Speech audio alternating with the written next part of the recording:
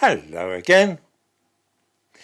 I expect most normal viewers, that is to say people who actually walk about in the open air and experience the real world in Britain, will have noticed what a dreadful spring and summer we've had so far. June has been particularly cold, grey, chilly and damp, and people have even had the central heating on, which is no common thing at this time of year. Next week, though, it looks as though the weather will change a little and become sunny and warm, which has provoked the United Kingdom Health Security Agency to issue yellow heat health alerts, as the sunny weather is likely to prove dangerous for some. How dangerous exactly? Well, the temperature is likely to be in the 70s, perhaps as high as 78 degrees Fahrenheit. It's about 26 Celsius. I give a link in the description to this video to the BBC report of this health alert. Let's just stop for a moment and think about that. We have just passed Midsummer's Day and the temperature is likely to be around 78 this week. It's not exceptional. This would once have been greeted with pleasure as a sign that summer had arrived. Now, a government security agency is issuing a warning about the fact that the sun will be shining in summer.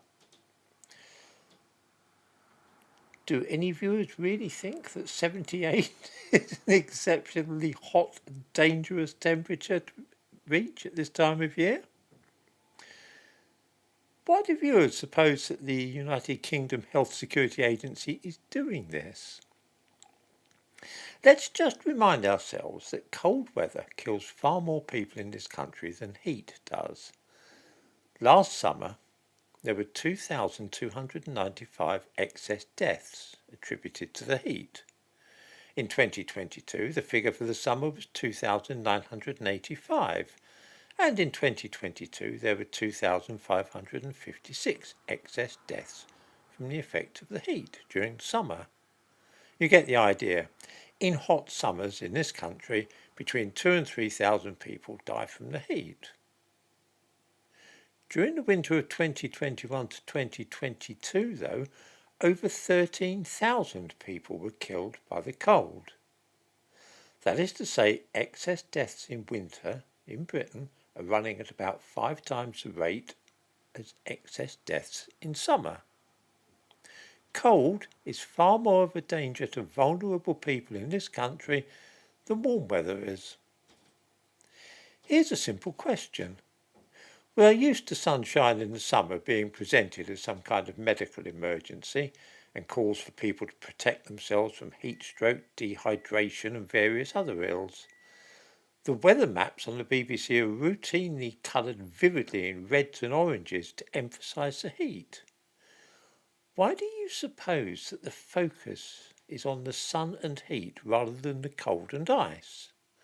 Why is it that summer is represented as being more of a danger than winter?